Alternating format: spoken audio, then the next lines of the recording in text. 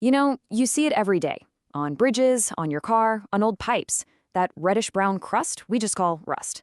And we usually think of it as, a passive thing, just metal getting old. But what if I told you it's not decay at all? It's actually an active, energetic, and incredibly costly chemical reaction happening all around us all the time. So let's dive into this unseen enemy, corrosion. So, just how costly are we talking? Well, in the United States alone, the price tag for corrosion is estimated to be as high as $126 billion every single year. And that's not just for replacing a few rusty parts. That number represents lost productivity, major industrial downtime, huge inefficiencies, all because of this one chemical reaction. But, the cost isn't just financial, it's measured in human lives.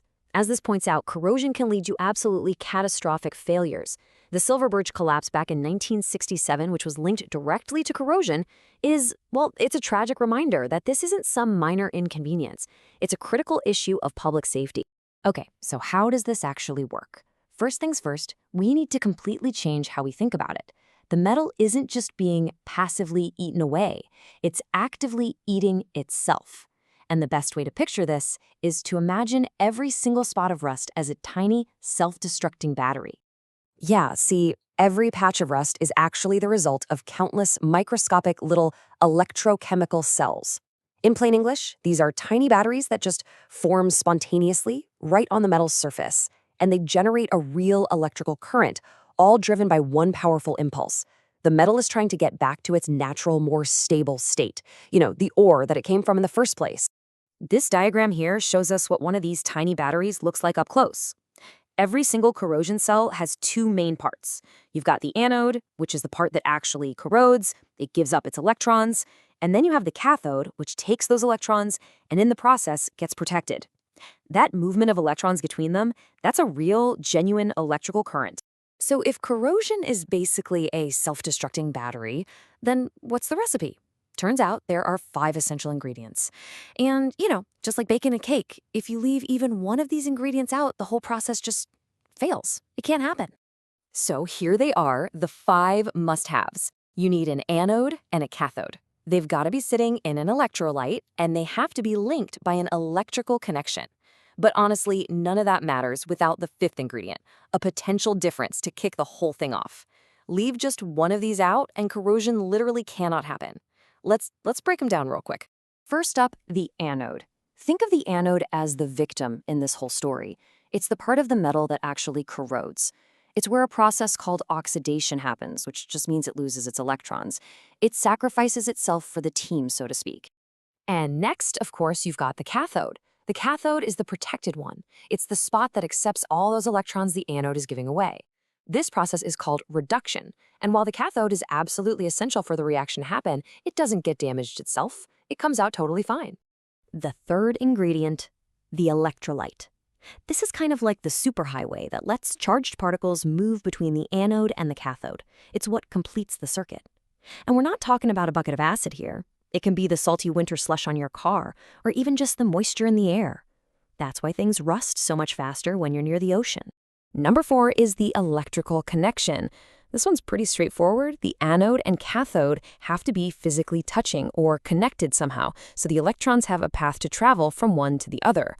A lot of the time, this is just the piece of metal itself. And finally, the 5th, and maybe the most crucial ingredient, the potential difference. Look, you can have all the other parts lined up, but without this, nothing happens. This is the voltage of our little battery. It's an electrical pressure difference between the anode and cathode that acts as the engine, driving the electrons to flow and powering the whole corrosion process. So let's just put it all together real quick. The anode, it's less noble, it loses electrons, and it corrodes. The cathode, on the other hand, is more noble, it gains those electrons, and it stays protected.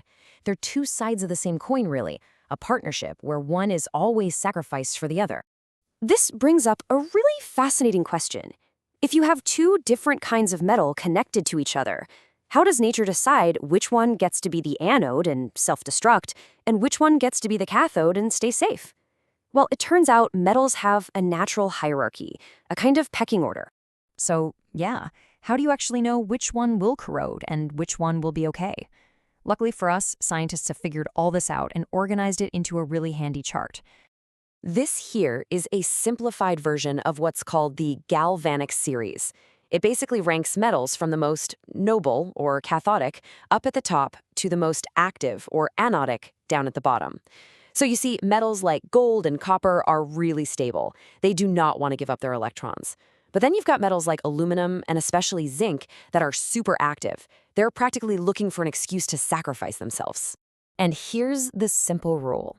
Whenever you connect two different metals from this list in an electrolyte, the one that's more active, the one lower down on this chart, will always become the anode and corrode. It will literally sacrifice itself to protect the more noble metal. This isn't random, it's a fundamental law of chemistry. Okay, this is where it gets really powerful. Because we know the recipe for corrosion, we know those 5 rules, we also know exactly how to stop it. It's not magic, it's just really elegant engineering. It's all about breaking the circuit. And this right here, this is the single most important thing to take away from all this. You don't have to eliminate all 5 conditions. You only need to remove 1. Take away any single piece of that puzzle, and the entire reaction just screeches to a halt. That right there is the absolute key to all corrosion control. So how do we actually do that in the real world? Well, we can remove the electrolyte, just keep something dry, or put a coat of paint on it. We can break the electrical connection by using things like plastic or rubber washers between different metals. We can be smart and choose metals that are really close to each other on that galvanic series. Or, and this is super clever, we can intentionally introduce an even more active metal, like a block of zinc on the hull of a steel boat, to act as a sacrificial anode. It corrodes on purpose just to protect the more valuable structure. So there you have it. Corrosion isn't just random decay. It's a predictable electrochemical game, and it has 5 rules. When all 5 of those rules are in play, the metal always loses. But if you take just one player off the field, the game is over. The next time you see a painted fence or a piece of galvanized steel, you'll know you're not just looking at a simple coating, you're looking at a cleverly broken circuit. The question is, where else in your world can you spot one?